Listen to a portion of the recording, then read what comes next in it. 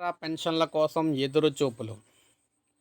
తెలంగాణలో కొత్త ప్రభుత్వం ఏర్పడిన తర్వాత బతుకులు మారతాయి, ఆసరా పెన్షన్ డబ్బులు పెరుగుతాయి, సరైన సమయానికే ఇస్తారు అని ఎదురు చూసిన లబ్ధిదారులకు మరొకసారి నిరాశే మిగిలింది.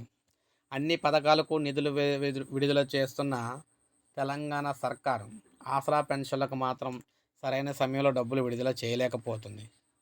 దీనికి గల కారణం చూసుకుంటే ముఖ్యంగా తెలంగాణ సర్కార్ ఆసరా పెన్షన్లు అయితే డబ్బులు పెంచుతామని, సాధారణ పెన్షన్ 4,000 దివ్యాంగులకు 6,000 చేస్తామని ఎన్నికల్లో హామీ ఇచ్చైతే వచ్చింది. అటువంటిది అధికారంలోకి వచ్చిన తర్వాత పెన్షన్ పెంచకపోగా ఉన్న పెన్షనే ఇన్ టైంలో ఇవ్వట్లేదు.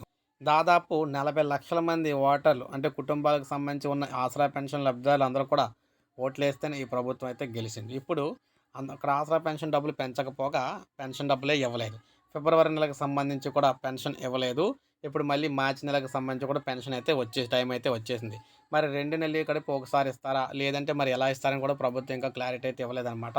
సో తొందరలోనే దీనికి సంబంధించి క్లారిటీ రాగానే మీకు ఇన్ఫర్మేషన్ రాగానే మరొక వీడియోలో తెలియజేస్తాను. ఒక లైక్ చేయండి. సబ్స్క్రైబ్ చేసుకోకపోతే మన ఛానల్ సబ్స్క్రైబ్ చేసుకొని ఫాలో అవుతుంది.